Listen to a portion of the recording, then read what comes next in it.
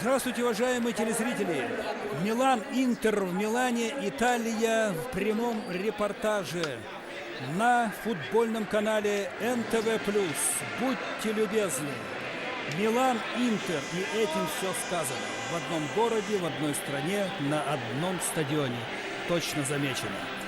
Итак, супер новость. Пока Стефано Фарина выводит команды на поле, я скажу вам о том, что в пятницу было принято решение арбитражным судом Итальянского олимпийского комитета по апелляции, поданной 4 клубами Ювентус, Милан, Фиорентина и Лацио. Итак, переведенный в серию Б Ювентус отныне будет оштрафован не на 17, а на 9 очков. Таким образом, Ювентус в турнирной таблице в классе Б, попросту говоря, поднялся с 20 места на 12-е. 11-очковое наказание Лацио было сокращено практически до минимума, до 3. Лацио таким образом переместился в серию А с 18 на 13 место. Наказание Фиорентины было уменьшено с 19 до 15 очков. После 8-го тура клуб из Флоренции остался на 19 месте. Наказание Милана осталось неизменным. Напомним, апелляции Реджины и Ареццо будут рассмотрены в ноябре. Вот такая новость перед трансляцией матча Милан-Интер. И вот таким вот образом 7 очков у Милана, а Интер один из 2 лидеров итальянской серии А. У Палермо столько же очков, сколько и у Интера, по 18. Ну и Интер в предыдущем туре сыграл здорово, выиграл. Милан тоже в гостях выиграл. И вот они встречаются между собой. И кроме того, Интер соперник московского Спартака в Лиге чемпионов. И если Спартак, сразу же скажу, с такой игрой, которую он продемонстрировал в Ярославле, рассчитывает сыграть с Интером, правда, я знаю, что игра на игру не похожа. Однако, если рассчитывает, бедный Интер. Итак, составы играющих команд. Милан в воротах Дида. 1, 2 Кафу, Неста 13, Каладзе 4, Ян Куловский 18. Гаттузо 8, Пирло 21, Амброзини 23, Кака 22, Зейдорф 10, Филиппо Инзаги 9, Карло Анчелотти главный тренер команды.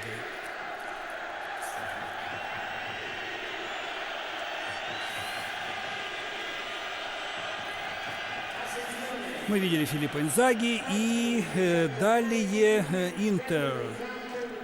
Сезар в воротах 12 номер, Майкон 13, Кордоба 2, Матерацци 23, Гроссо 11, Хавер Санетти 4, Дакур 15, Вьейрас 14, Станкович 5, Ибрагимович, будьте любезны, это он на экране, 8, Креспо 18, Роберто Манчини, главный тренер команды. Сейчас начнется игра, и Стефано Фарина, я сказал, помните, не забыли, главный арбитр этой встречи. Вот он на ваших экранах. Ну, не тяните, господин сеньор Фарина, начинайте.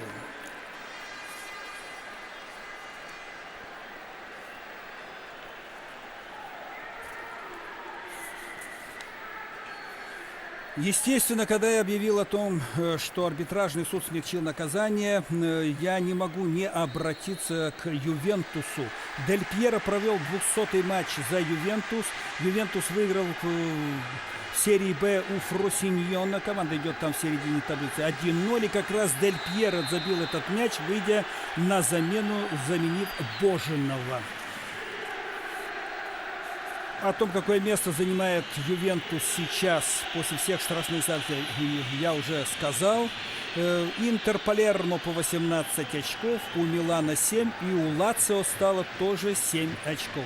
Если по большому счету впереди такой долгий путь, и все еще может быть. Тем более, что, скажем, Сильвио Берлускони сказал, что этот матч всегда с Интером за 6 очков, а из стана Милана Кака в то же самое время говорил, что обязательно Милан выиграет Скудетто. Ну и вот момент уже по-настоящему голевой. Каладзе с близкого расстояния, не попав точно по мячу стопой, а ударив голенью, послал мяч выше ворот.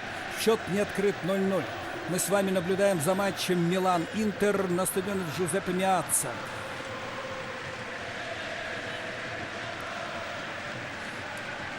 Ну, составы, как обычно, пытались угадать и журналисты, и специалисты. В какой-то степени что-то удалось, а что-то и нет. Но предполагалось, что Милан будет играть еще с двумя нападающими. В частности, будет играть Рикардо Оливейра, но он не вошел в стартовый состав. Что касается Интера, то здесь, в общем-то, если есть какие-то, скажем, не договоренности в кавычках между специалистами, журналистами и тренерским штабом, то незначительные совершенно, на которых, в принципе, можно не останавливаться. Но все-таки надо заметить, что Фигу фигурировал, но сейчас он в запасе. Это так коротко. А что касается еще и расстановки игроков, то мы знаем прекрасно Тагроссо, как играют и как любят играть команды. Милан, как всегда, выдвинув Инзаги Филиппо на переднюю линию. Позади него 22-й Кака и 10-й Заридорф, 3 Хавбека. Ну, вот такая вот расстановка от середины до центра нападения. И 4 защитника строго играют, так сказать, на своих местах. Но когда предоставляется возможность, то, естественно, и Кафу, ну и Янкуловский будут подключаться к атаке. В атаке снова на Милан. Зейдорф отбрасывает мяч назад очень технично одним движением стопы. Нарушение правил. И желтая карточка. Публика в восторге от этого решения. Вейра получает горчичник. Блистательно сыграл сейчас Кака. Вы видели, как он неуловимым движением стопы, стоя на пятке, подбросил мяч, который летел ему навстречу. Это легко выполняется прием, когда мяч навстречу. Ну, а бросился на перехват Вейра и попался вот на этом финте Кака и вынужден был сыграть рукой. За это схлопотал горчичник. Штрафной удар. Сейчас скажу раз. 28 метров до ворот. Удар. Попадает в одного защитника, в другого мяч отскакивает. Милан очень сильно начал игру и выходит Хулио Сезар, забирает мяч в руки. Тольдо в запасе у Интера. Ну, если вы хотите, тут тоже всегда интересно, кто же в резерве. Значит, Тольдо в запасе у Интера. Это Бурдисо, Самуэль, Фигу, Солари, Гонсалес, Круз. А как фамилии? А что стоит Калас в воротах у Милана? Мальдини, Шимич, Гуркуф, Брокки, Оливейра, Жилардино. Тоже приличные ребята. Сейчас на половине поля Милана Интер. На правом фланге что-то там затевают парни. Ну и дальше пас назад. И пора подавать. Подача состоялась. Перелет. Достает у бровки мяч игрок Интера. И прострельная передача по диагонали. На всякий случай прилег Дида. Для разминки это правильно. Если он именно так решил. Ну и вот вы смотрите, удар по воротам. Здесь отворачивался от мяча Амброзини. И мяч ударился о корпус, потом об руку и отлетел за пределы. Что дальше? Что и какое решение принимает арбитр? Дженнаро Гаттузо получает желтую карточку. Что на самом деле Стефано Фарина принимает какое решение? 6-я минута встречи и 0-0 пока что. Ну-ка посмотрим еще раз.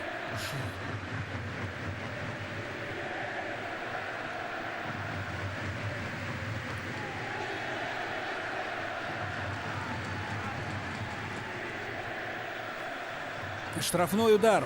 Там, видимо, все-таки попал мяч в руку таким образом, что судья принял решение назначить штрафной, считая, что все-таки подыграл рукой. Вот прострельный пас в штрафную, и отбивается Милан. Прихватил Интер соперника. Опять в атаку идут футболисты Интера. Навес.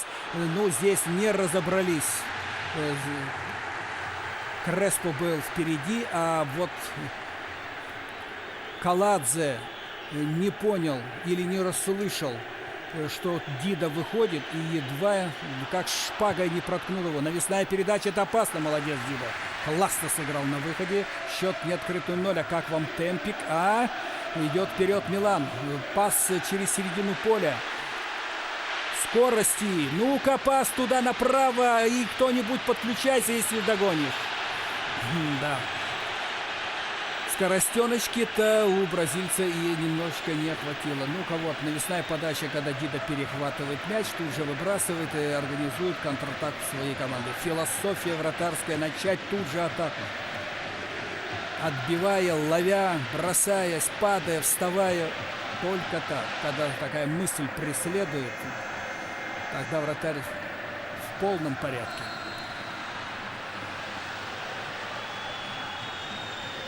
0-0. Кордоба. Пас по правому флангу. Ибрагимович подтянул к себе соперника, потом адресовал мяч назад, и тут же подача на игрока, который ждал все-таки паса повыше, а вот тот самый повыше тоже не точный. Там мяч перехватил соперник, а здесь слишком сильный пас туда вперед, и мяч ушел за пределы поля. Это Гроссо. Помните, какой красавец гол он забил на чемпионате мира. А сейчас Дида вводит мяч в игру. Карло Анчелотти, Филиппо Инзаги. Дида. Жаль, парень отказался от игры за сборную Бразилии. Классный вратарь ведь. Ему играть и играть еще с такими данными. Ну, можно сыграть на коротке. Здесь и слева был Ян Куловский, Кафу. Ян Куловский, кстати, забил мяч в ворота Киева в Вероне, принеся успех Милану. Но он обладает отличным ударом правой. Я сказал правой, левой ногой, я извиняюсь. Так, это Инзаги.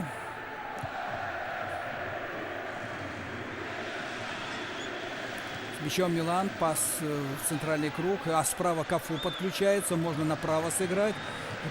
И с этим игроком, это Кака, и Кафу параллельным курсом чуть выдвигается вперед. Игра в недодачу, и тут же Кафу. Кафу простреливает вдоль ворот, но там Инзаги закрыт был. Он в окружении двух игроков находился, и Кордоба сыграл на опережение.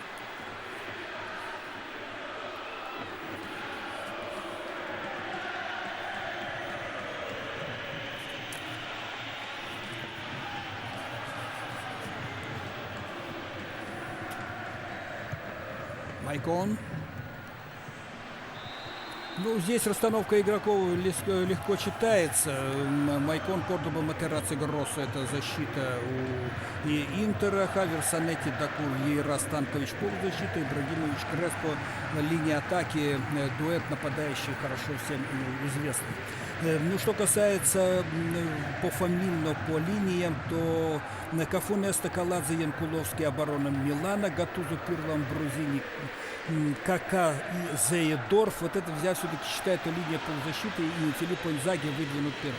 Я подчеркиваю Филиппо Инзаги, потому что Симоне Инзаги опять появился в составе Лацио и выходил на поле. Роберто Манчини, наставник команды.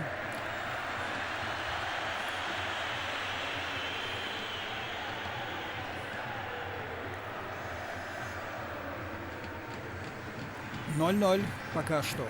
И рядом Синиша Михайлович, его помощник. Пас направо, Милан в атаке, Кафу. Диагональный пас в штрафную площадь, очень удачный, с разворота неожиданный удар. Мяч попадает в ногу футболиста Интера, отскакивает к игроку Милана. Там с правой стороны подключается Кафу. Внимание, прострельный пас, и успевает Вейра помешать, и мяч уходит за пределы поля. Гроссо на поле там лежит, атака еще раз нами просматривается в повторе, и Зейдорф пытался опередить. Но вот как раз здесь все было по правилам, а то, что упал Гроссо, он уже после того, как из-под ноги у него мяч выбили, и последовала передача туда Кафу, а Кафу прострелил вдоль ворот, и Зейдорф немножко не успел. Так, может быть, даже и замена, что-то не в порядке, видимо, Гроссо. Вот он тут скорее даже оступился, нежели получил удар по ногам. И вот Кафу уносится просто от соперника и что есть силы бьет вдоль ворот. На опережении работает Зейдорф, но и сзади находившийся игрок успел ему помешать. Вот так закончился этот очень острый эпизод. И опять-таки приходится констатировать, темп высок. 0-0, однако. Оказывает помощь Гроссо. Я думаю, что все будет нормально, потому что вот то столкновение никак не дает мне оснований утверждать, что там могло быть что-то серьезное в плане травмы. С мячом опять Милан, с левой стороны подключается игрок. Что дальше? Дальше играет в одно касание Янкуловский. На обманное движение, да, нет туда. Вся штука не мог так Зейдорф, как предлагал ему партнер, сыграть, потому что у него был мяч под правой ногой. Упал Гевера.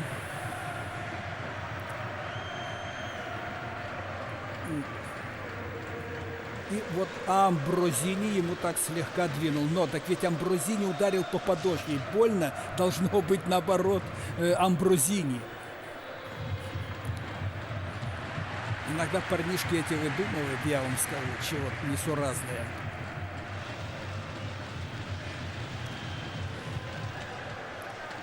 Длинный пас вперед. Инзаги.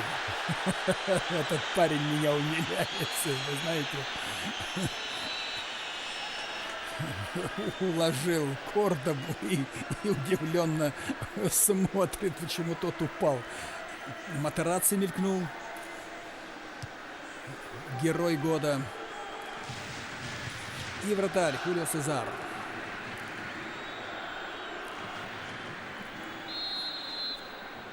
Неста вел борьбу за мяч, и он же и упал. Боролся с Креспо. Прием-то, после которого упадет любой. Все то же самое, хотя с этим идет жесткая борьба. Вот с тем, что руками помогают себе в борьбе за верховые мячи игроки, но тем не менее продолжается.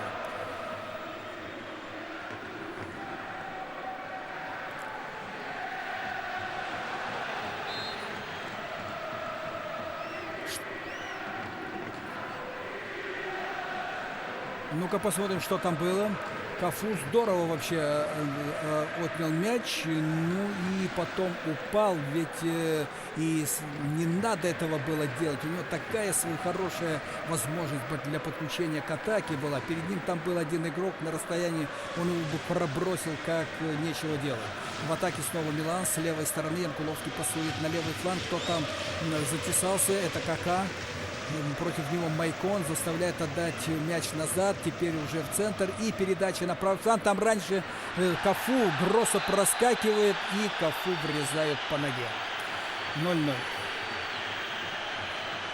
Да, там и щиток, и тем не менее не помогает. Вот посмотрите, Кафу раньше, и Гроссо просто... Я очень интеллигентно скажу, некультурно сыграл. Вот видите, как он правой ногой сознательно двинул. Он ведь мог ее убрать и двинул по ноге Кафу. 34 метра, 9 метров, и там и 12. Пирло исполняет удар, навес. Вроде бы Сезар сыграл на выходе. Я думаю, будет повтор. Станкович отдает мяч, и Зейдорф ведет его в игру.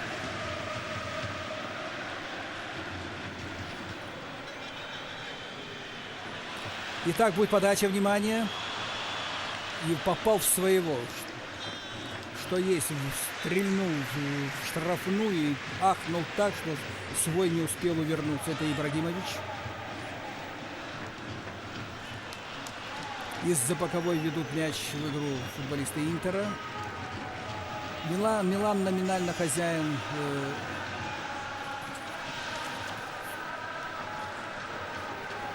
Мяч в игре.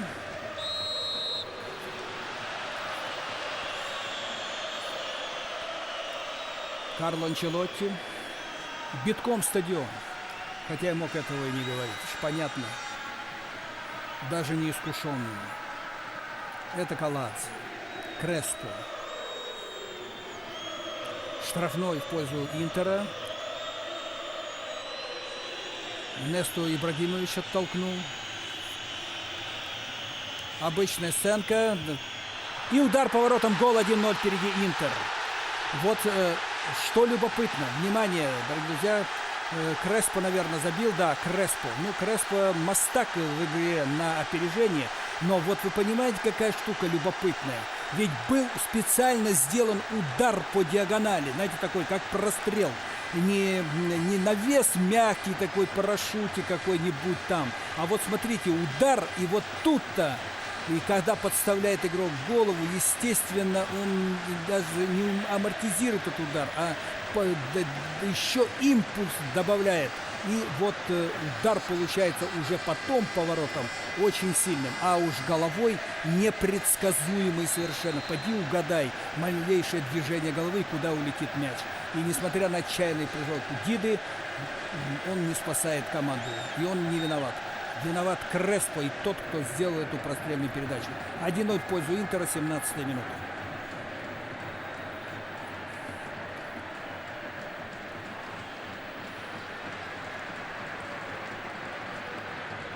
Хавер Санетти.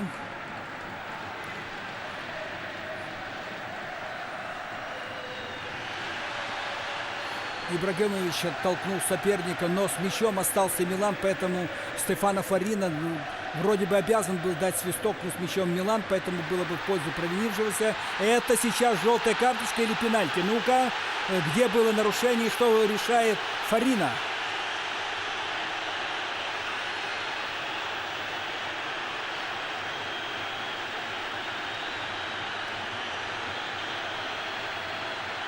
Фарина отдает мяч, внимание, смотрите. И он отдает мяч Интеру.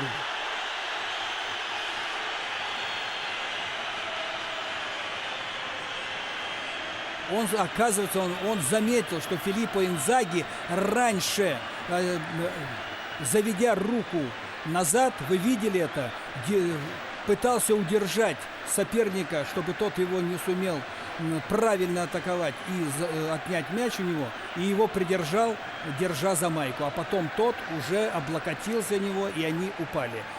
Вот такие дела. Но если это Фарина, вот смотрите, нет, это не то, это не тот случай, это раньше должно было быть. Вот то, что заметил Фарина, это было несколько раньше. Повтор не верен. На этом повторе только виноват игрок Интера.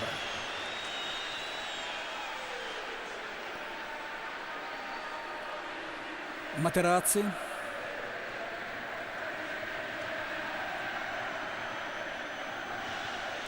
Гейра, пас направо. Майкон. Ни тому и не туда.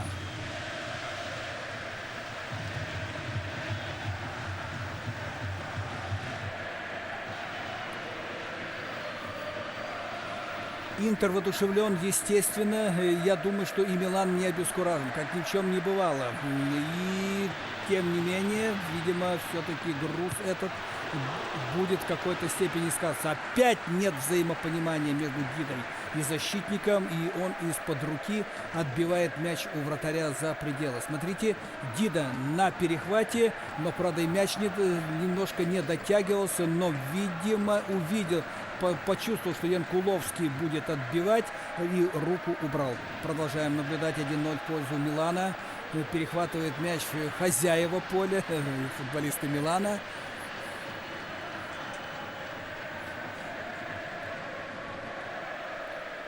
Хавер Занетти, капитан команды Интер, незаменим. Он на любой позиции играет в полузащите. И, правда, такое, что не в центре защиты, а так по флангам на любом из них. Слева-справа без проблем. А когда надо и подключиться в атаку, в высшей степени полезный игрок. Во всех отношениях случайно, сколько лет уже капитан Интера. Это Вейра, против него Зейдорф. Прихватил руку и утащил на газон хавбека Интера. Вот тебе на. Как неаккуратно сыграл защитник, проскочил Янкуловский. Гатузо. Точный пас чужому.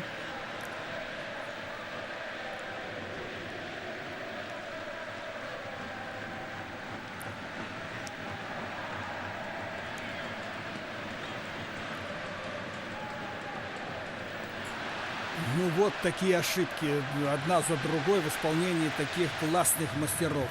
Тем не менее. Майкон предлагает сыграть в длинную стенку. Удар 2-0. Вот это ударчик, а. Майкон отдал пас Станковичу.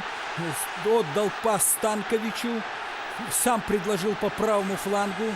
И все ожидали, что, наверное, будет передача. И вдруг так, почти без замаха, резко двинул в дальний угол Станкович. У него это пошло в нынешнем сезоне. И 2-0 в пользу Интера. Во как. Смотрите. И тут же только левой подправил и снял паутину в дальнем углу. 2-0. Извините, снял паутину. Это лично мое. Запатентовал.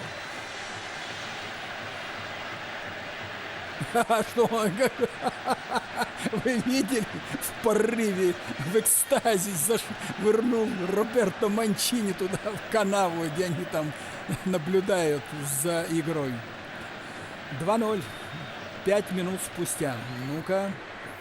Вот эта игра.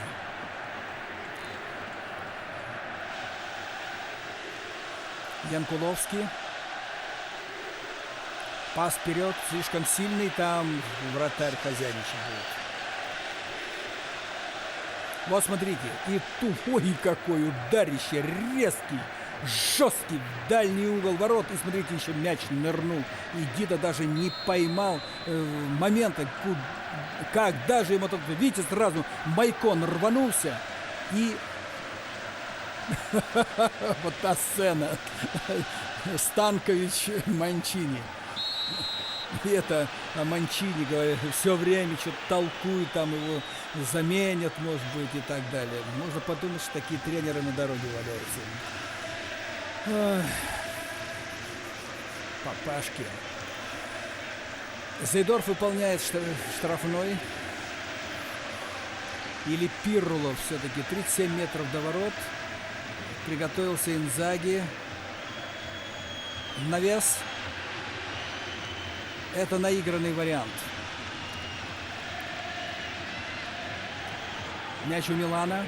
Но растянуть бы оборону не мешало. Это сделал один из игроков, оттянувший сразу на бровку вправо. Мяч в игре. Зейдорф слева. Ну, тут на коротке только можно играть. Зейдорф, в конце концов, мяч получает, идет в обыгрыш. И бьет издали в ближний угол. В ином месте Сезар и не должен был находиться. 2-0 в пользу Интера.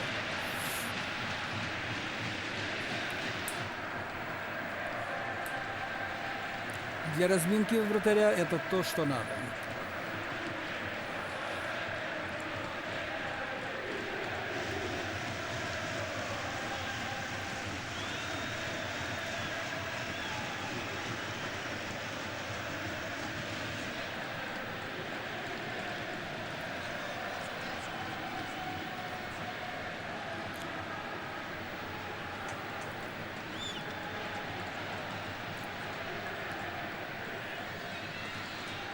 Неплохо сейчас комбинируют футболисты Милана. Пас налево. Не сумел Зейдорф обыграть соперника. Это Майкон. А самое главное, что вы видели, как Янкуловский вместо левого защитника рванул в нападении. И тут два хода. Или ему пас отдать, или он делает, собственно говоря, ложный выпад, уводя и растягивая оборону с тем, чтобы Зейдорфу открыть коридор для удара. Но тот не сумел обыграть соперника. 2-0 в пользу Интера. Можно направо отдать.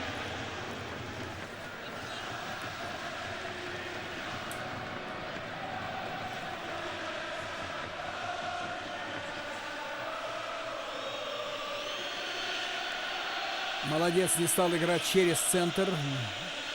С риском было бы, мог перехватить игрок. Интера мяч. Можно бить!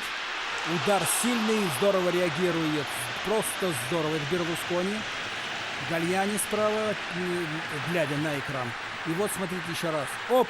И удар из-под ноги. Мяч летит над вратарем. Тот успел коснуться его. Перевел через перекладину. Угловой подан. Технично сброшен мяч назад. Подчеркнуто технично. Что дальше? Направо, наверное, отдавать надо. Да, ну вот тебе на не вовремя, но и то так случилось, что мяч остался у игрока Милана, а сейчас потеря. Пас на ход. Давай пробежимся. Ибрагимович и Неста. Неста блистательно работает на подстраховке вместо левого защитника. Отбивает мяч за пределы поля. Красивый момент. Видите, как красиво можно играть в обороне. Майкон ввел мяч в игру. Ибрагимович со своими полотерскими номерами. А дальше, дальше за счет роста и длины ног он сумел все-таки оставить мяч у своей команды. Пас налево. Гроссо. Кордоба. Матерация отдал ему мяч.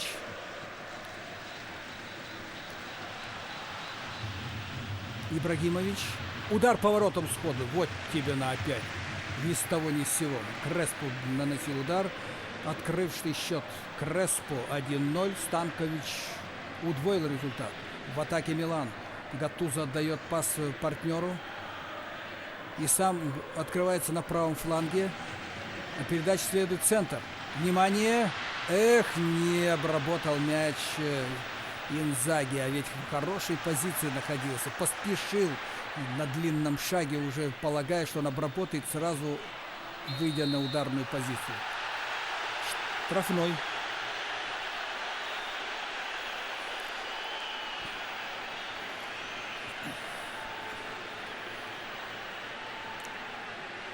Типичный Гаттузо.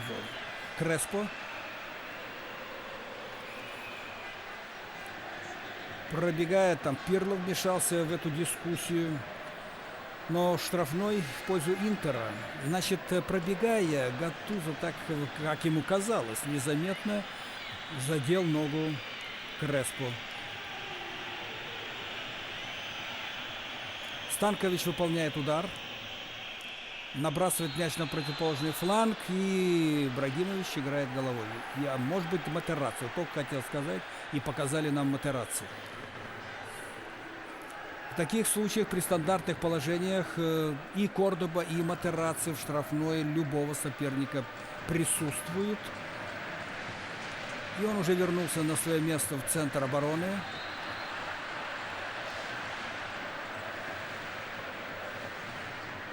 Вне игры. 2-0. Штрафной.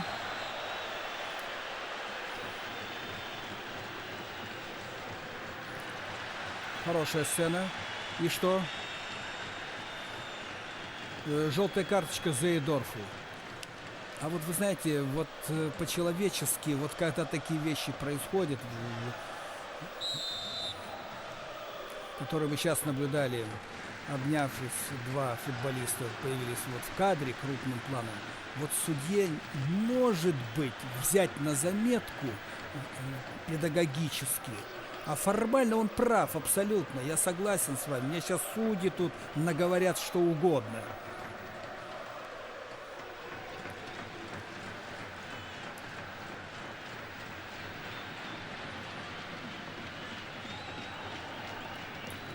Я не продолжаю эту мысль, она понятна и ясна вам. Я не сомневаюсь даже, что я имел в виду.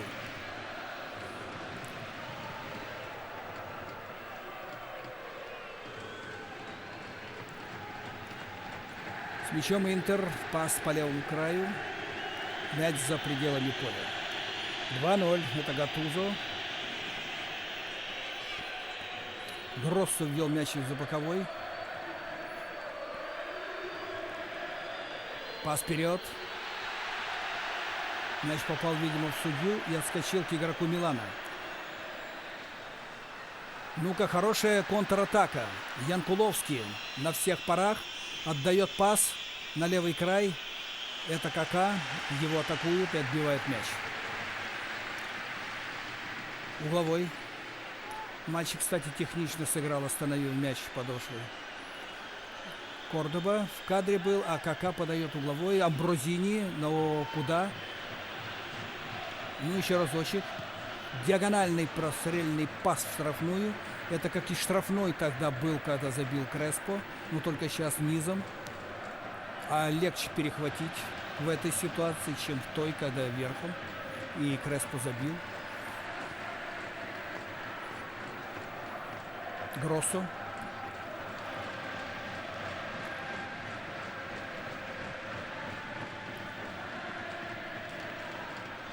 Нет.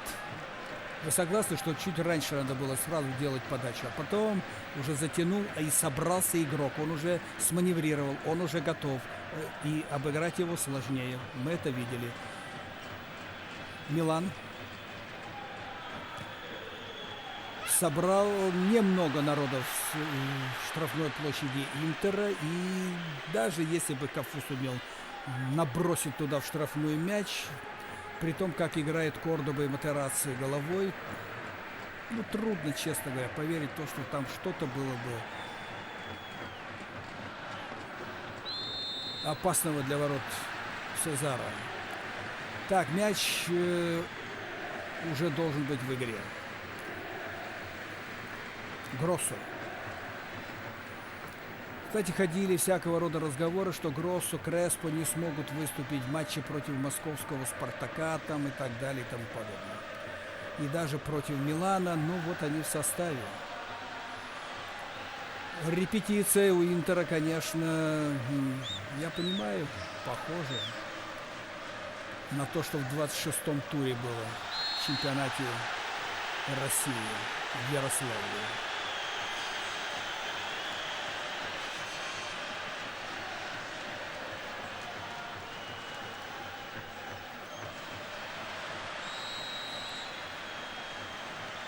Нарушение правил против Кордобы. Штрафной. 2-0.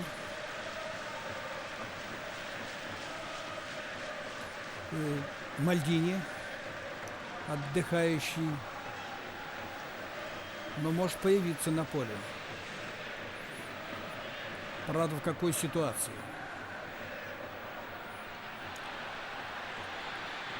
Такой, как сейчас, надо усиливать атаку, естественно.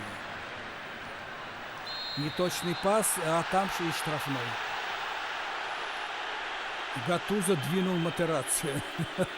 Типичный Гаттузо.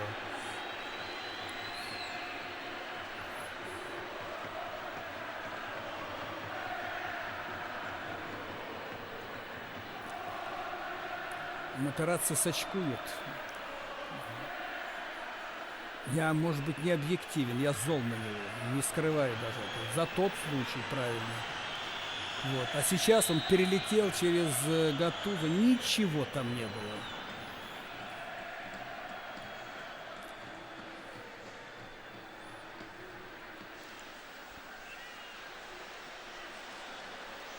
Хорошо сыграно. Янкуловский, Зейдорф, Янкуловский. Пас как из рогатки. Штрафной удар по делу. Все правильно. Это Амброзини нарушил правила. 35 минут сыграли команды.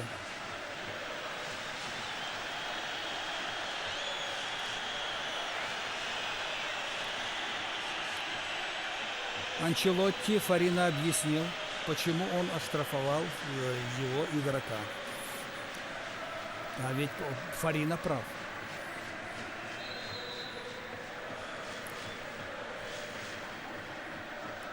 По прошествии многих лет уже тренерской работы, весьма успешной, и в Анчелотти, и в Манчини, тем более еще сидят игроки. И будут сидеть.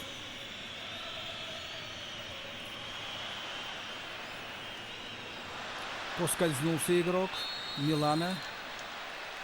А судья штрафной назначил и быстро ввели в игру футболисты Милана. Они проигрывают 0-2.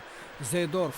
Ух ты, как здорово. И мимо Кордобы и прострел в штрафную. Больше эмоций было в этой атаке, нежели здравого смысла. Сезар с мячом. 2-0.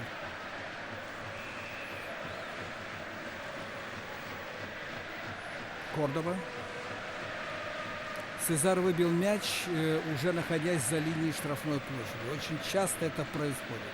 С Алексеем Спириным я беседовал на эту тему и спрашивал, обращает ли внимание судьи и те, кто проверяет их работу, и боковые в том числе, внимательны ли в таких ситуациях, да и главный арбитр.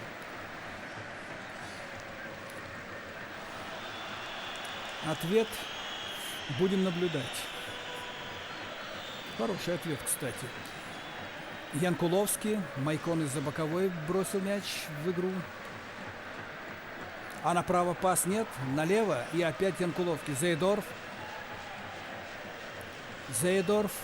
Там справа открывался игрок Милана, по-моему, в лучшей позиции был, чем пока что здесь. Вот Амброзини вот наконец-то и увидел, подключился к атаке Кафу. Увы, поздно. Там схода, а это уже на месте стоял игрок. И вот туда пас, и прям еще и не точно. Гроссо перехватил. Из-за боковой Милан ввел в игру. Или отдали Интеру. Нет, все-таки Милан. И вон куда. В оборону. Каладзе.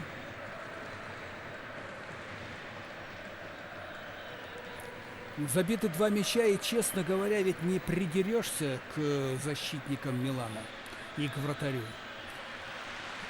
Угловой, с правой стороны.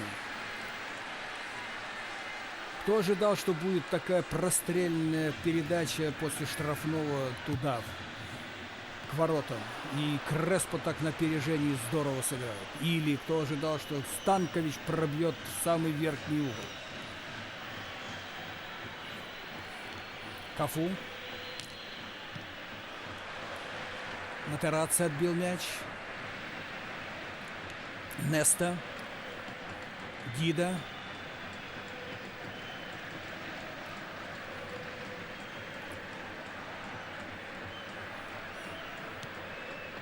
Длинный удар вперед туда к Акаму. Здесь Майкон контролирует ситуацию, и Линзаги решил так немножечко похитрить. Номер не прошел и дал знать судье, что тот прав. Майкон бросает из-за боковой.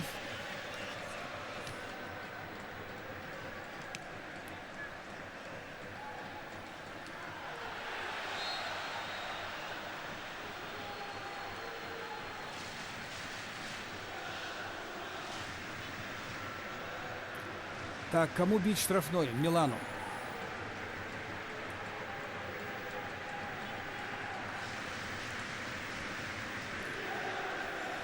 Пирло.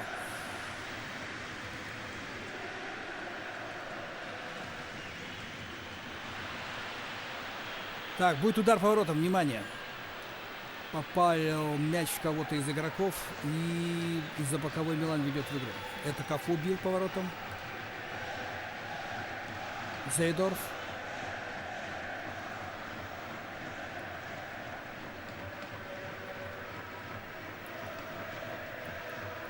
Проанализируйте вот за этот период времени первого тайма игру обеих команд. Можно утверждать, не зная результата, не глядя на это табло, что Милан проигрывает 0-2. Пас налево. Гроссо.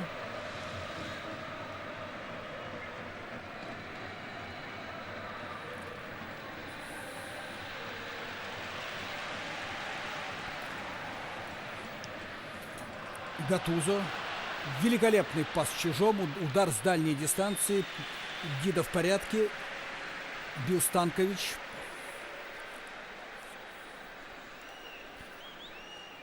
И до этого, кстати, в этом чемпионате он уже забивал в дальний угол справа. А пока идет вперед Милан. Зейдорф. Пока перепасовкой тут занимается Милан, там уже выстраивается хороший редут в обороне Интера. И вот Майкон отобрал мяч. Отлично. Ибрагимович. И пас на ход, но слишком сильно Дида раньше у мяча. Креспо не успел. Но ведь охотно откликнулся на эту передачу. И все-таки, хоть и в холостую, но красиво пробежал. Матерацци красиво отдыхает.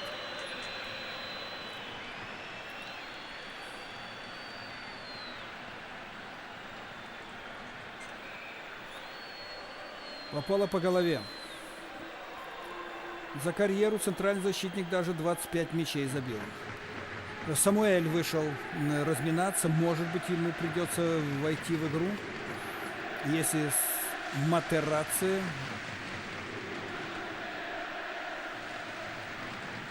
не преодолеет боль. Вейра.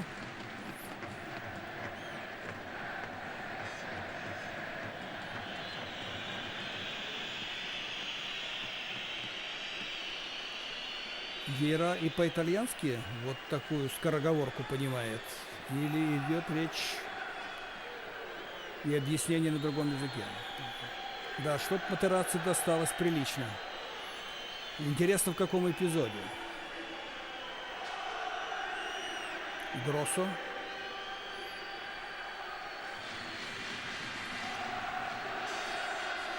Да, длинная пауза. Да, сегодня играли еще Удинезе и Рома. Чуть было не забыл.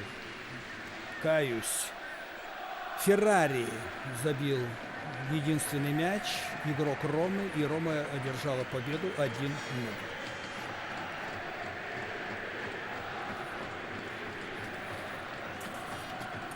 И у Ромы 17 очков. Так что, все-таки будет замена или нет? Пока Интер в меньшинстве. Нет центрального защитника Матерацци. Марко Матерацци оказывает помощь. С мячом Милан. Игра продолжается. 2-0 в пользу Интера. Навес на Зейдорфа. Будет удар по воротам. Удар состоялся точно в руки Сезара. Бил Кака. Удар у него так же, как и у Станковича, хлесткий. И подкупающей была ситуация. Самуэль разминается. Я думаю, что Матерацци продолжит игру. Или он подбегает. Все в порядке, да. Матерацци в игре, Интер в полном составе. Поклонники Милана освистали Матерацци. Ну, это их личное дело.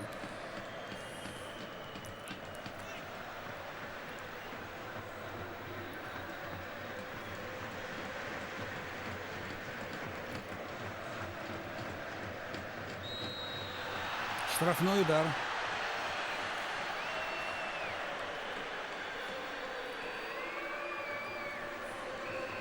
И опять Гаттузо уложил Креспо на газон.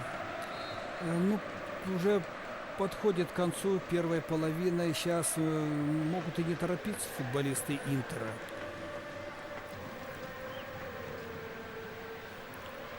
По игре нам бы этого не хотелось. Но игра интересная.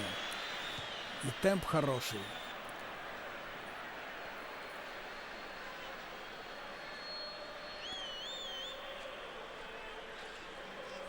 Неста.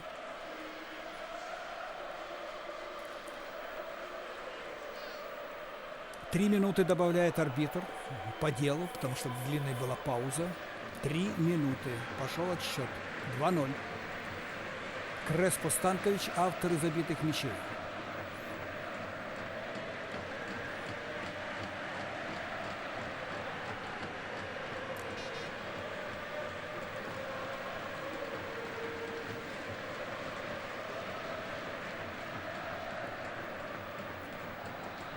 С мячом Интер.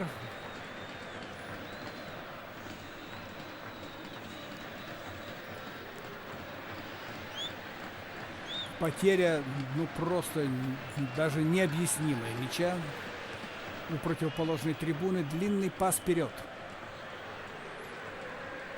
Ибрагимович.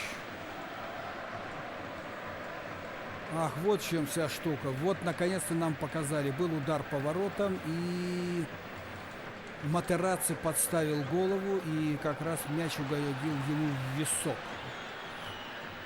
Это очень болезненно. Штрафной удар.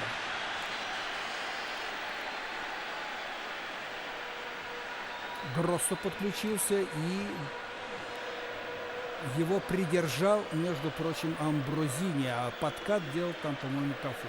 Итак, штрафной удар. —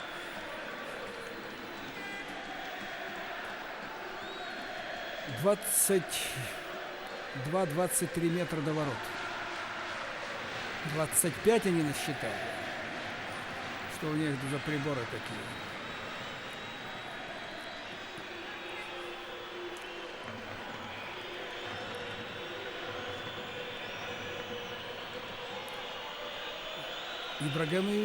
Ибрагимович Майкон нам показался. Удар по воротам. Дида отбивает мяч.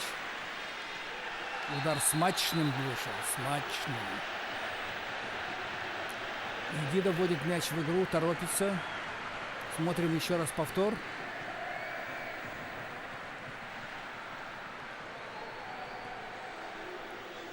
Мяч в игре. Заканчивается последняя добавленная минута. Все-таки одного нападающего Милану маловато в борьбе с такой защитой Интера.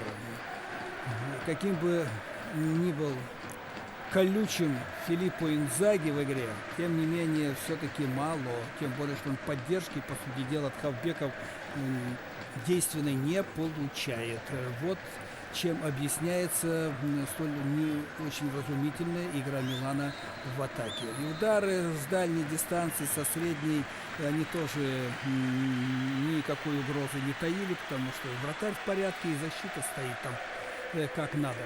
Но если подвести итог первому тайму и абстрагироваться от того, что Интер выигрывает 2-0, в принципе, по игре Милан не уступает Интеру по большому счету. Вот посмотрите, хотя даже Милан больше владел мячом, обратите внимание, но два очень удачных удара Креспо и особенно Станковича вот пока дают в забитых мячах преимущество солидное Интеру, и он выигрывает первый тайм 2-0, но вся ли борьба впереди?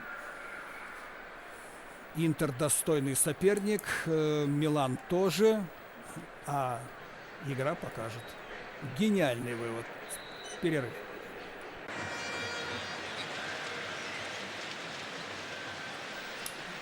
Поехали, дорогие друзья, на второй тайм матча Милан-Интер. Сразу 3 замены во втором тайме в составе Милана. Можете представить? Оливейра выходит на поле, да? Вот Мальдини уже вышел на поле. И Жилардино вместо Инзаги. Мальдини вместо Янкуловски.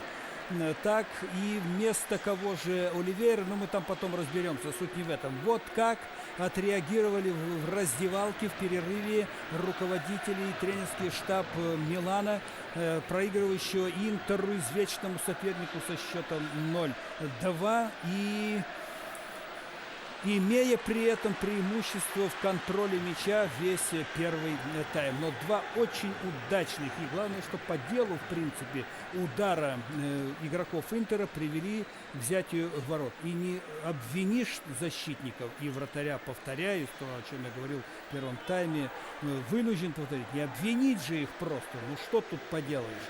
Вот когда так случается, да? Ну вот 2-0 Интер впереди. И сейчас Милан этими заменами дает понять, что он готов переломить ход поединка, если, конечно, все пойдет как надо, и игроки эти войдут в игру, которая вышла на замену. А пока что опасный удар 3-0, и Ибрагимович забивает мяч. Да. И весь пафос о заменах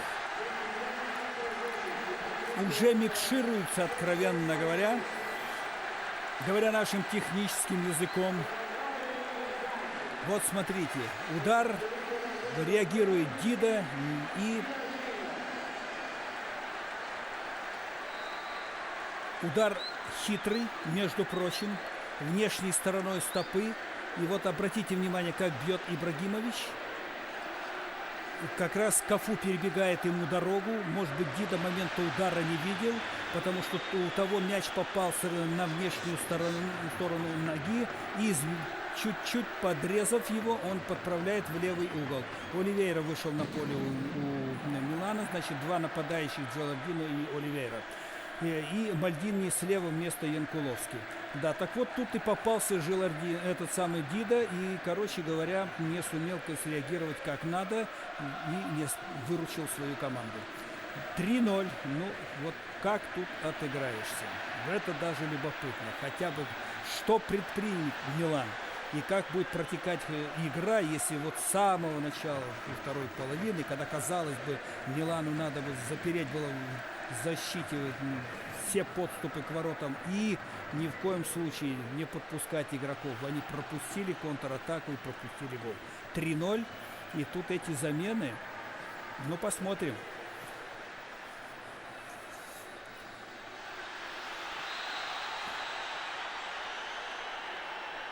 Это Оливейра.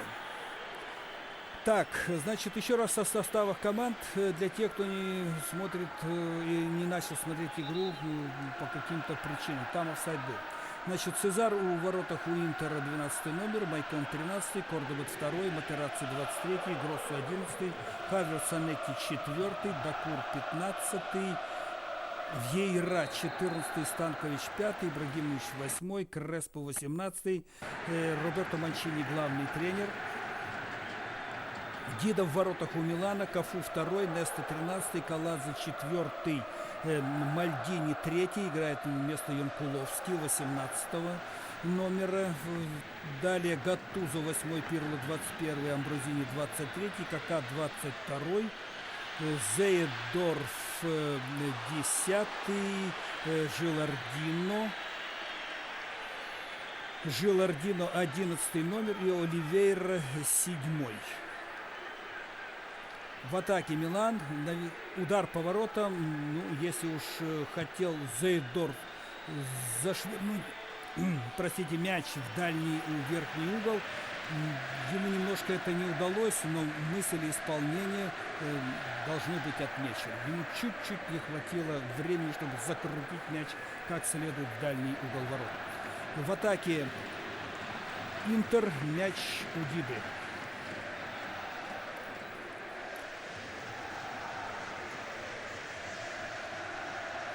Значит, вы поняли, да? 7-й Оливейра, 11-й Желардино, 3-й Мальдини, вышедший на замену в составе Милана.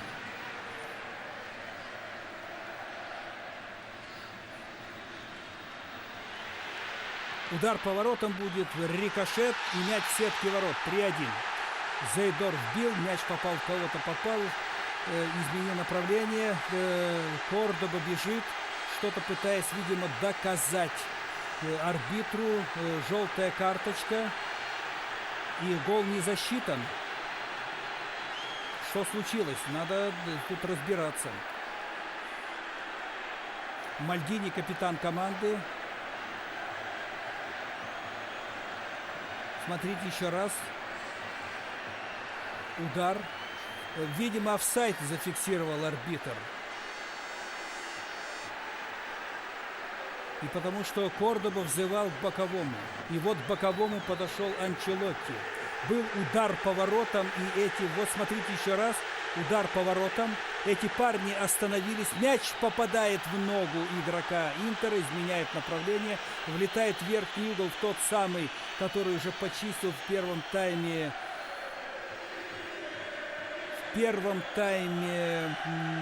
Станкович. И все-таки гол засчитан. 1-3.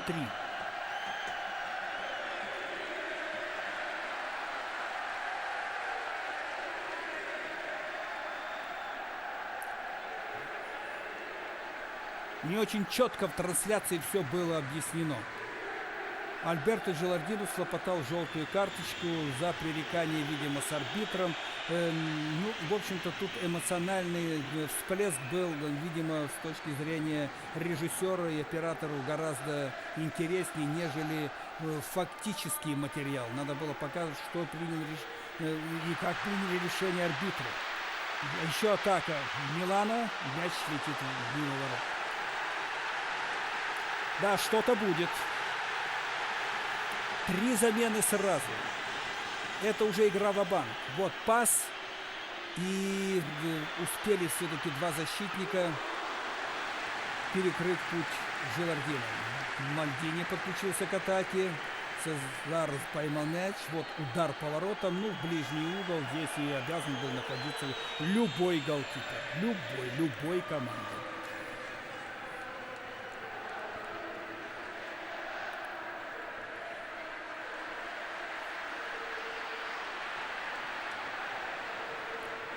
Конечно, третий гол явно не кстати. Гол вообще всегда не кстати в любые ворота. Но вот в такой борьбе, в таком матче, таких соперников, и когда вот так идет ва-банк Карло Анчелотти, выставляя сразу 3 новых игроков на вторую половину, это, по сути дела, меняя и рисунок игры, меняя вообще, так сказать, и общее настроение.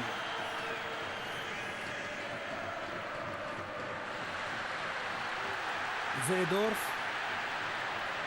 Значит, автор гола Зейдорф. В атаке Милан. Штрафной удар.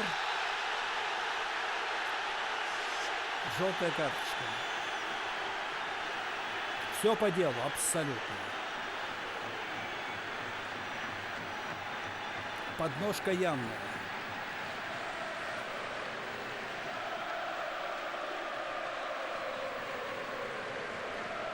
Дакур нарушил правила. Дакура нам показывает, а Майкону желтую карточку. Ну ладно, уж там, наверное, на месте виднее. Навесная подача. Реагирует Сезар, а на отбивании никого. Еще навес. Борьба за мяч. Эх, проскакивает неожиданно совершенно игрок Милана. Это Пирло. Пас вперед. Офсайд.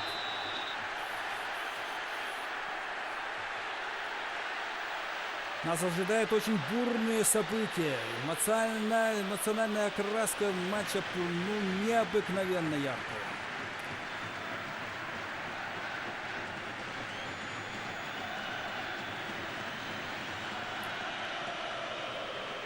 Сезар выбил мяч в поле.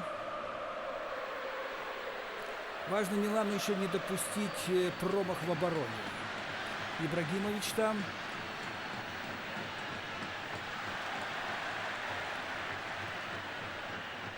Играет на коротке и пас в штрафную площадь. Неста.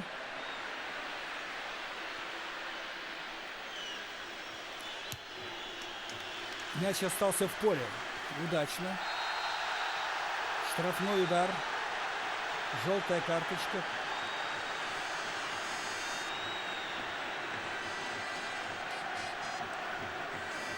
Матерацци.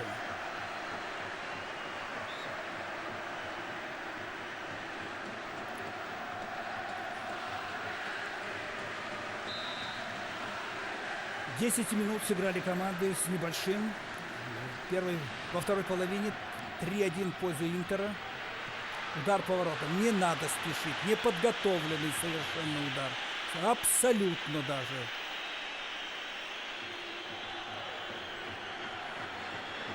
Это уже работа на соперника. Естественно, Сезар торопиться теперь не будет, чтобы сбить энтузиазм Милана.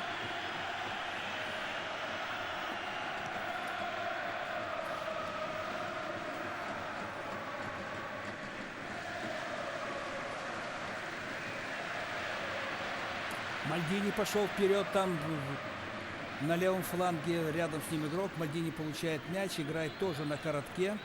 Пас вперед, хорошо пробрасывает мяч Зейдорф, так подсекая его красиво.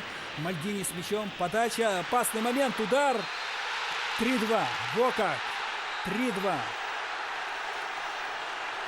Аж не засчитывает гол. Не засчитывает гол по отмашке бокового. Ну-ка смотрим. Бьет Жилардина с близкого расстояния. Судья, видимо, определяет положение вне игры. Момент удара. Да, офсайд точно. Все, гол правильно не засчитан. И так что Желардино напрасно предъявляет претензии. Он сам должен был чувствовать, что он нарушил правила. Молодец, боковой арбитр. 3-1.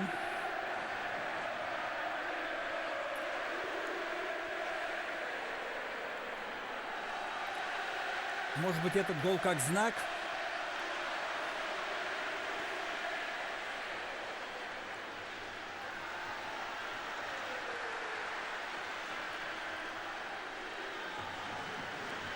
Вы знаете, меня не волнует совершенно счет.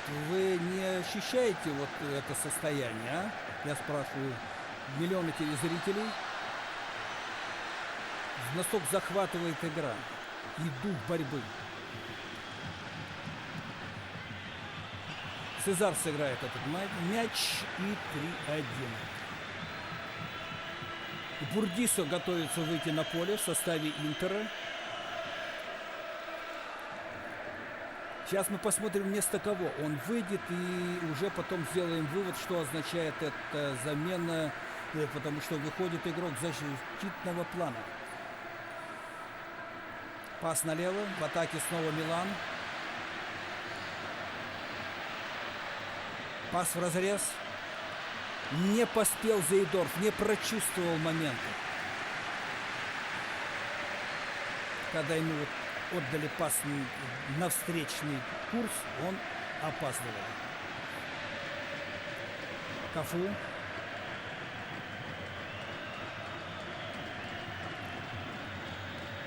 Зейдорф играет неудачно.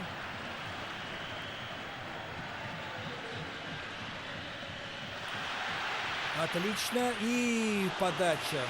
Ну, вы знаете, вот обратите внимание, в площади ворот, там два игрока Милана, они на одной линии.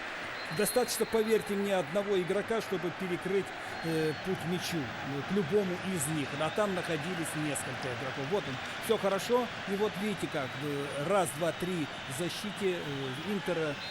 Эти двое были закрыты. Бурдисо разминается, готов выйти на поле, но пока что еще нет команды. И угловой подача в штрафную.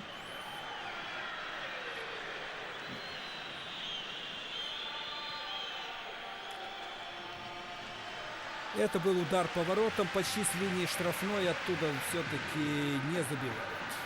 А если забивает, то очень случайно.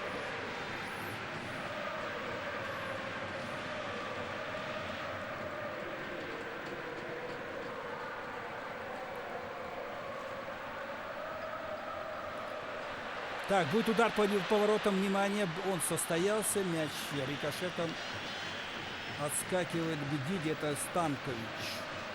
Креспо. Бурдисо все разминается. Мальдини пасует по левому флангу. Фигу тоже выходит на поле. Этот, чтобы придержать мяч.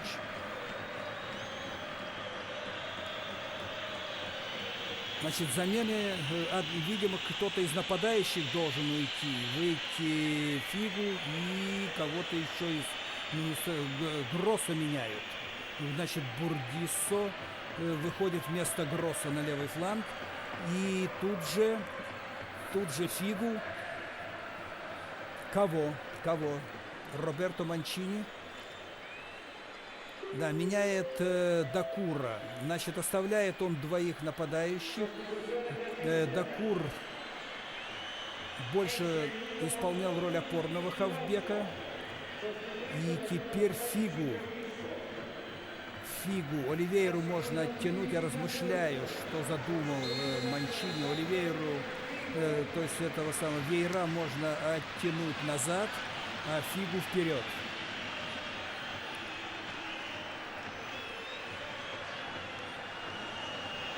Ну, еще остается Хавер Санетти, который может сыграть в обороне великолепно, усилив ее, естественно. Но главное не отдавать инициативу в центре поля во всех случаях футболистам Интера. Иначе их затаскают там эти хавбеки Милана 100%. У них игра идет. Не столько у нападающих Милана, сколько у линии хавбеков.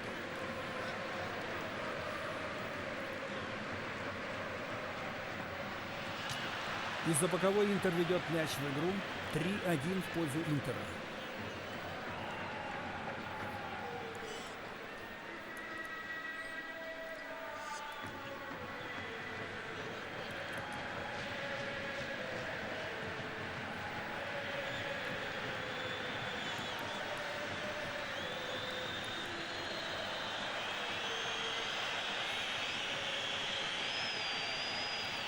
Досталось Ибрагимовичу.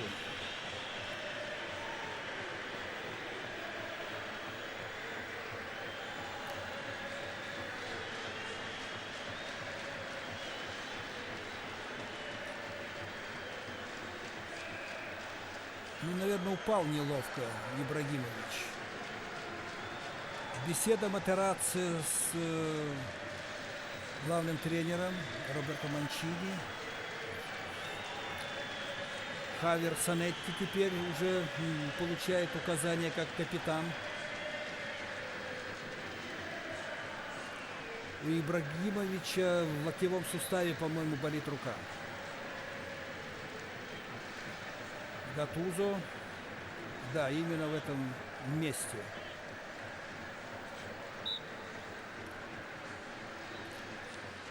Мяч отдан игрокам Интера. Не спеша сейчас все будет делаться игроками Интера 100%.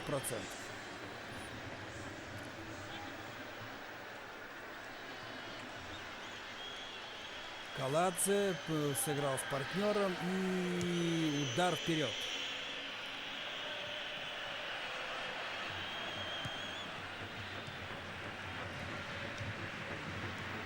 Тут же претендуют футболисты Милана прямо на половине поля.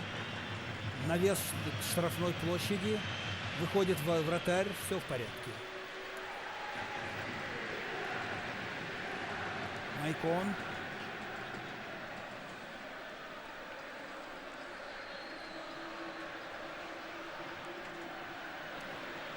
Вейра хорошо сыграл.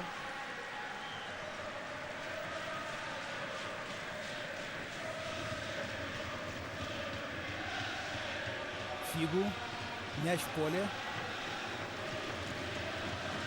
А это уже Станкович прострелил в штрафную площадь. Там Креспо мечется. Ибрагимович уже на поле. В полном составе Интер.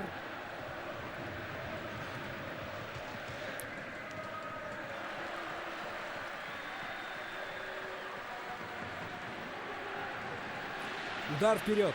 Ну-ка, кто раньше? Раньше вратарь. Очень технично отработал эпизод голкипер.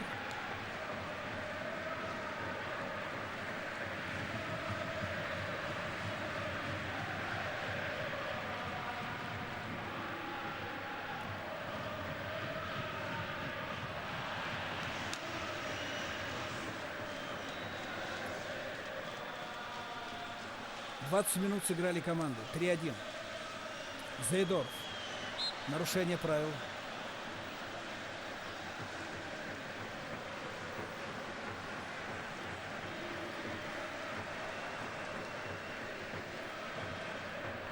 Хотя Милан имеет преимущество, и Интер все-таки пока защищается довольно уверенно. Навес.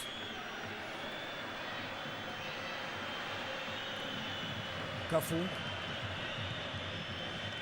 Пас в недодачу. Эх, сразу надо было ставить и больше не трогать игроку, который принимал мяч, стоя к воротам спиной.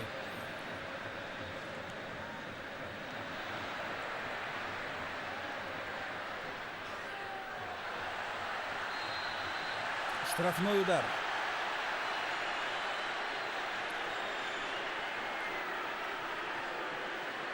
Вейра. И против него Гаттузо. Гаттузо ударил по ахиллу соперника. Опа, вот этот момент по левой ноге. Круз готов войти в игру, нападающий в Интере.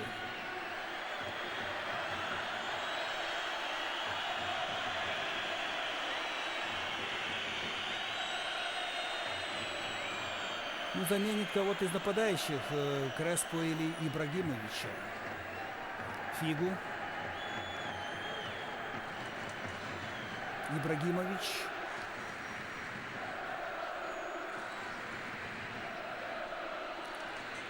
Патрик Вейра страдает, и там носилки. Станкович получает указание от тренера Манчини.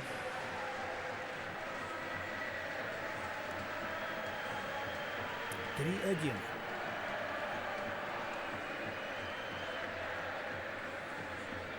В меньшинстве Интер опять, и штрафной в ворота Милана. Навесная подача, удар по воротам, 4-1. Матерацци забивает гол. Как и в воду глядел. Главное, чтобы не пропустить еще мяч. 4-1. В таких случаях, говорят, день сворачивал лавочку. Фигу подает, Матерацци бьет. Мяч перед Дидой сверху вниз опускается, ударяется о газон. Дида не в состоянии определить направление отскока.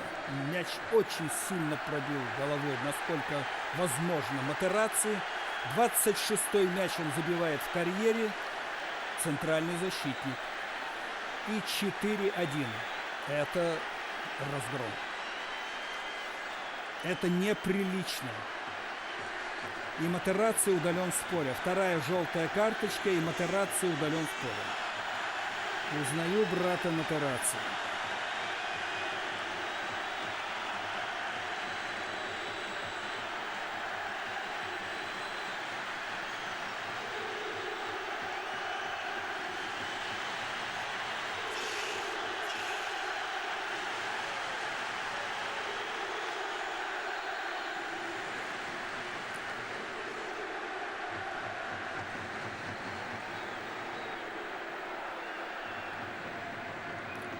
Все-таки Зидана можно было понять. В атаке Милан. Конечно, Милан будет стараться что-то предпринять и как-то скрасить этот случай.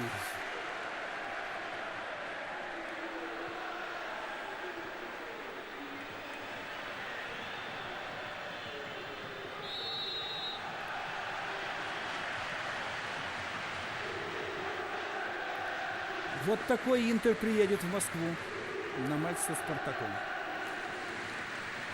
Каха Каладзе. Штрафной. Мяч в поле сейчас, хотя и в поле, но естественно, я же понимаю прекрасно. В игру посылает Цезар, голкипер.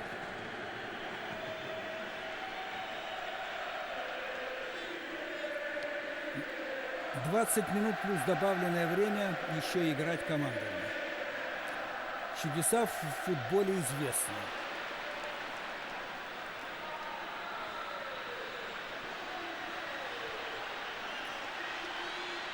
Атака Милана. Навес. Толчок в спину, штрафной удар.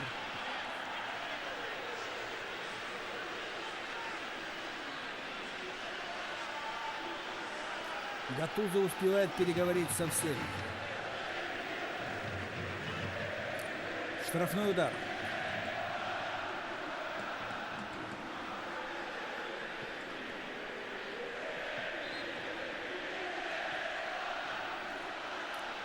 Но этот метраж никакого значения не имеет, это указание в таких вот ситуациях.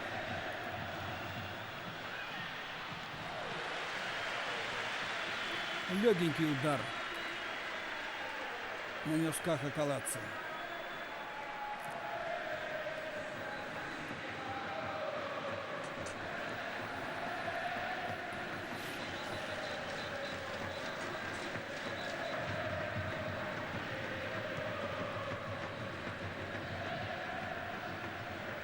Мне кажется, все-таки не угадал с составом стартовым Карло Анчелотти. При всем при том, что Милан прилично играл в целом первый тайм. И вот чего-то не хватало.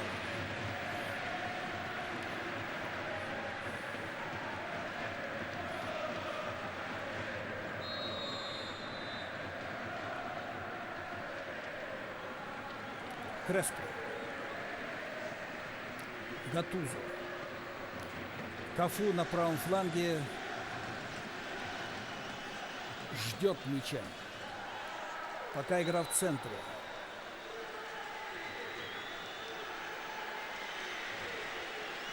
Отогнали со своей половины поля игроков Милана футболисты Интера. Неста. И ошибка. Ошибается центральный защитник.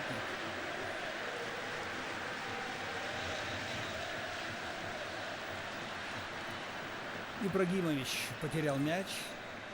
Зейдорф. Надо разворачиваться, уходить в центр и пасовать туда. Хорошо. Удар с дальней дистанции. Оливейра бил, удар ничего у него, но и Сезар так немножечко небрежно сработал.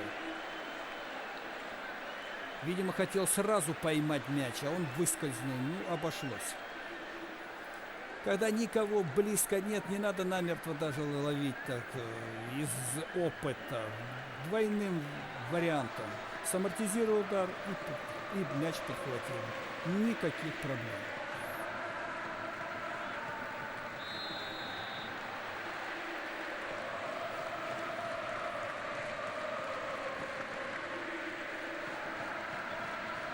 Нарушение явное.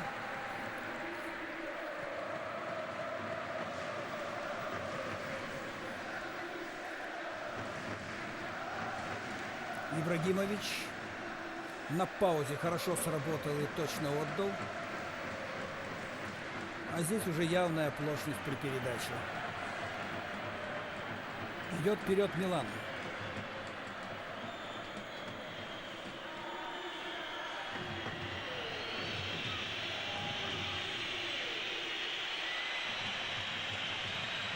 Кака бьет поворотом. Рикошет. Куда спешит-то?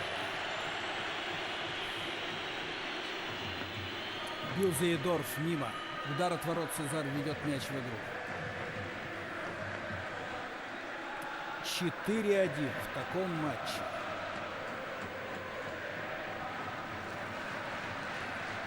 Под таким углом, с такого расстояния удары следует наносить только в район дальнего угла. Есть большая гораздо вероятность попасть таким наклевом туда, в дальний угол. С мячом снова Милан. Зейдорф пасует налево. Что дальше? Пас назад. Кафу. 15 минут остается, плюс добавленное время. 4-2. Красивый гол. Забил Жилардино.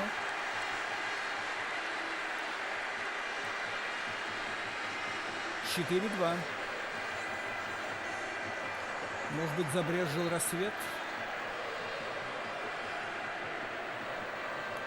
В Парме он забивал к этому времени уже не один мяч, а сейчас только первый. Забил вот как Креспо, только еще красивее, опередив Зейдорфа. И посмотрите, какой красавец гол в тот же угол, в который забил Станкович в первом тайме. Ногой.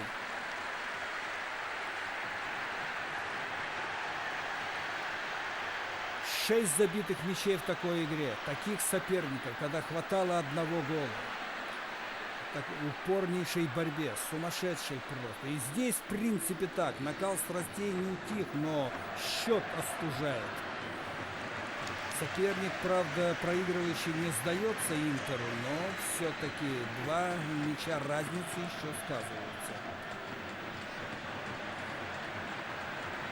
Интер с мячом.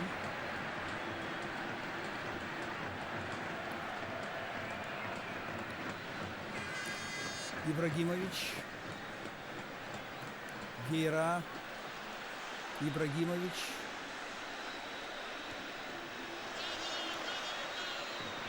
При габаритах Ибрагимович у него очень быстрые ноги. Вейра нарушил правила. Зейдорф. Пас направо. Еще передача. А не было ли там офсайда? Угловой. Вот пас. Опережает Кордоба. Мяч ушел на угловой. Угловой разыгран. Нет, бить отсюда неудобно. Еще передача. Офсайда нет. Удар поворотом был с опозданием. Бил Кафу. Набегался парень. Ибрагимович. Зейдорф. Кака. Пас направо. И подача. Внимание. Плохая.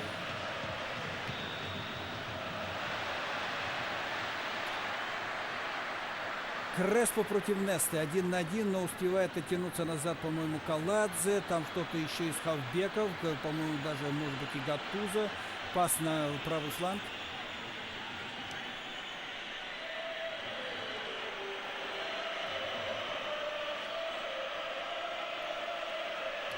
У Интер есть все основания, не торопясь разыгрывать мяч даже вблизи штрафной площади, не в поисках сразу же острого продолжения, а подержав мяч и найдя уже верное решение. Майкон подключился, вернулся в оборону на место правого защитника, и Милан идет вперед. 4-2 в пользу Интера. Пас в недодачу, все по делу. Еще передача направо, подключается Кафу, простреливает вдоль ворот, и опять хорошо на перехвате работает оборона. Сторожат Жилардино. Ну, за таким глаз да глаз. Хоть и первый гол в сезоне за Милан.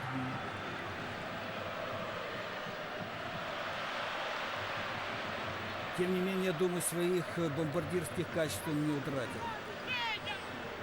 Вейра. Неста перехватил мяч. Из-за боковой Интер вводит его в игру. Ну что, Круз, пора выйти на поле. Значит, кто же? Это Хавьер Санетти, капитан команды, бросает мяч из-за боковой.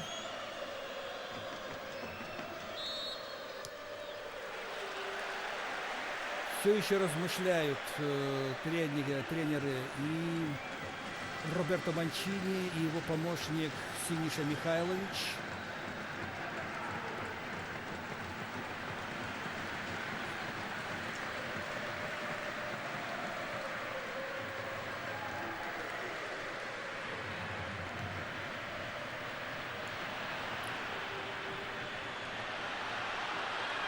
Вот что значит один пас неважный последовал и второй такой же. Потеря мяча. Ибрагимович. Хавьер Санетти. Все неплохо. Как легко Ибрагимович от двоих ушел, но наткнулся на Несту. Кака не сумел остановить сильно посланный мяч.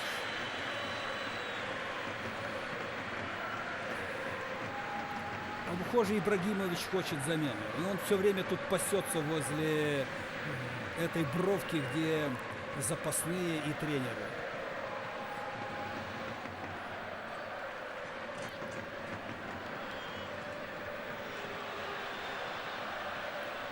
Одна из немногих атак Интера.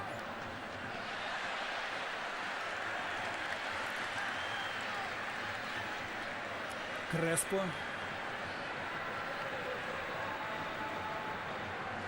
Тоже набегался. Милан не сдается.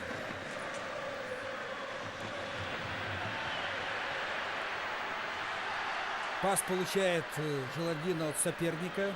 Будет удар поворотом. Нет, навес. И нет, опять-таки Кордоба успевает подставить гол раньше. А может быть даже и Майкон, правый защитник, сместившийся на подстраховку. А Фигу уже ушел на место правого хавбека.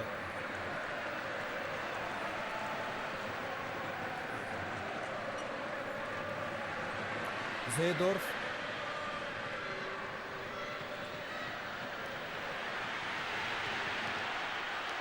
Великолепно реагирует один и второй раз Сезар.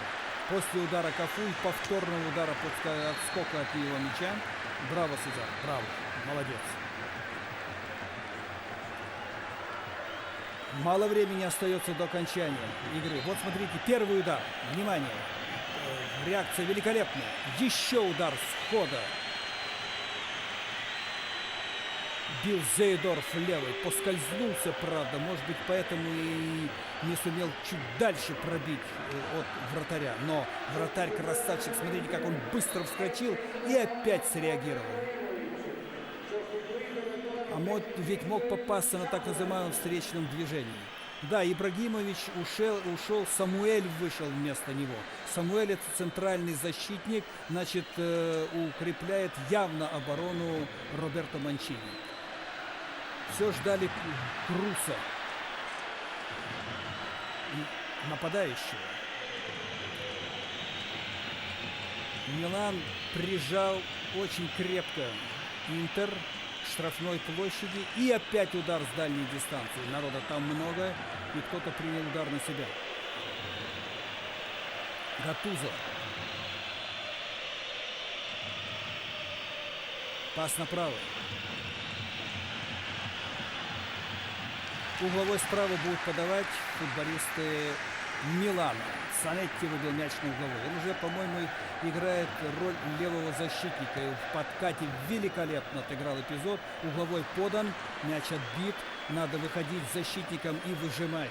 Смотрите, угловых 9 Милан подал. Интер ни одного, но забил 4 штуки. Перевод мяча неудавшийся, и Хавьер Санетти с мячом.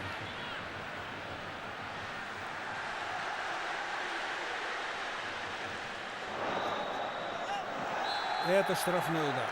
И Пирло схватил за майку и развернул Хавьер Санетти, и тот упал.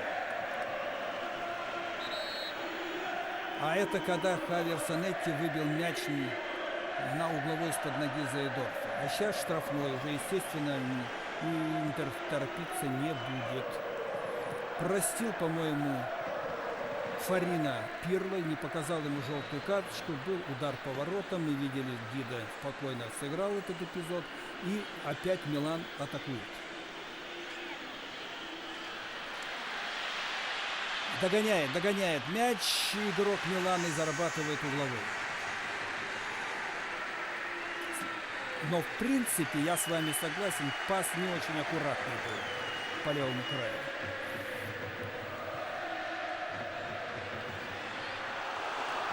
Да, это был очень опасный удар. Зейдорфа бил дальний угол ворот головой и не попал. Вот смотрите, навесная подача, рикошет и удар головой. Только попади. Тут бы даже реакция Сезара не помогла бы. 5 минут до окончания встречи, пусть недобавленное время. В общем, минут 8 еще играть. Мне так кажется. 3 минуты добавил арбитр в первом тайме. А здесь остановки были чаще. Во второй половине. 4-2 в пользу Интера. 6 забитых мячей в таком матче таких соперников. Кордоба.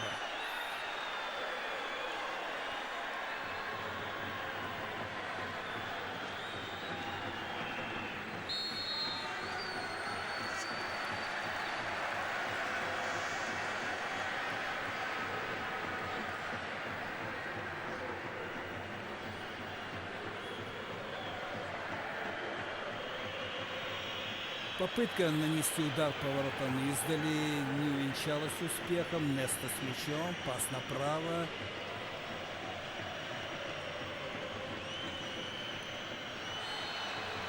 Толчок в спину, штрафной удар. Желардино упал, это Самуэль нарушил правила, он занял место в центре обороны. До ворот далеко. Оливейра, Сезар, 29 метров до ворот.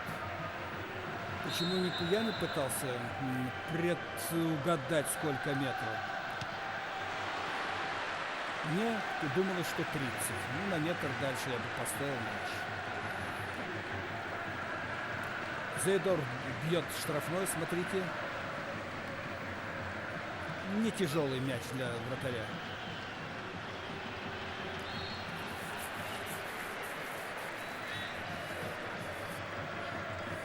Гатузо нарушил правила.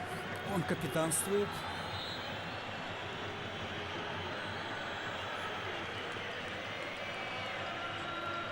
И Сезар выбьет мяч туда, подальше от штрафной площади. Фарина к нему подбегает и торопит пока. Ага, вот даже желтые карточки. Молодец, Фарина, здорово работает сегодня.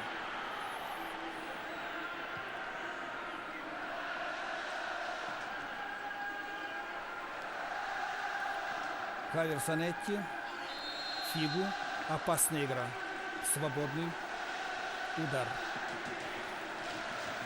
Фигу. Мяч в игре. Все по правилам здесь. По 4 желтых карточек получили игроки обеих команд. И желтые карточки. Так, удар с дальней дистанции. Торопится Милан. Это потеря мяча. Удар от ворот.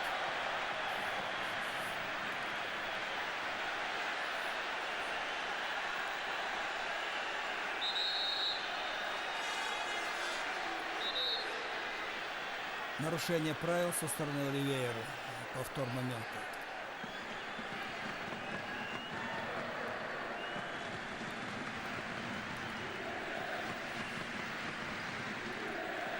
Итак, на 17-й минуте Креспо открывает счет. Станкович забивает 5 минут спустя второй мяч. Во втором тайме на второй минуте уже Ибрагимович третий мяч проводит. Затем Матерада затыгрывает Зейдорф 3-1. Марко Матерацци четвертый забивает. И Альберто Жеральдино забивает второй мяч за Милан. 4-2 в пользу Интера. И Милан продолжает атаковать. Никак не сдается. И держится, в принципе, в этом плане молодцом. Ну, очень много пропустили футболисты Милана. Штрафной.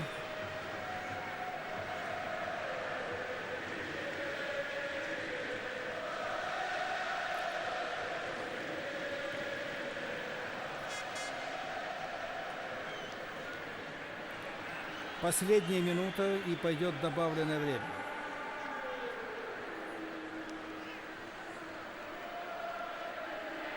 Зейдорф. Зейдорф очень прилично отыграл игру в Милане. Пожалуй, может быть, даже лучший игрок. Что арбитр добавил? Сколько? 5 минут. Вот как. Если 3 в первом тайме, то я же сказал, помните, и в это чувствовали, что задержек было больше, замен. Вот, и набралось 5 минут.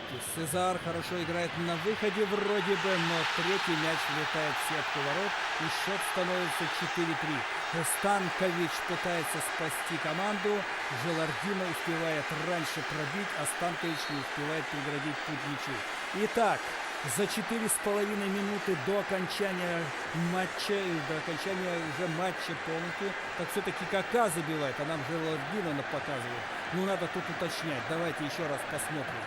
Вот Сезар вышел, мяч отлетает от его рук. Вот он момент, когда Станкович пытается спасти ворота. Да, Кака бил в последний момент и здорово перебросил мяч через вратаря. Кака автор голу, а нам тут же сразу показали Желардино.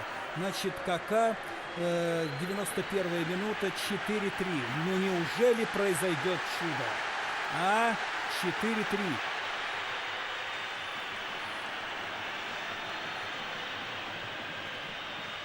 Атакует опять Милан. Отошли назад футболисты Интера к своей штрафной площади. Мальдини с мячом. Навешивает на противоположный фланг. Борьба за мяч. Удар по воротам. Отбивается Интер. Хавер Санетти на месте левого защитника. Неста назад вратарю Диде. Дида под левую ногу. Отдай пас налево. Молодец. Мальдини. Мальдини переводит правой ногой на левый фланг. С мячом Пирло на левом краю. Пасует чуть-чуть назад. Внимание! Пас поперек поля. Держать мяч и контролировать ситуацию. Мяч у Милана. Пас по левому флангу. Забегание. Передача в штрафную. Слабенькая и неточная. Заканчивается вторая добавленная минута. Остается еще 3 играть. Навес. Мяч отбит. Надо спешить. Кака бросает из-за боковой, получает пас от партнера.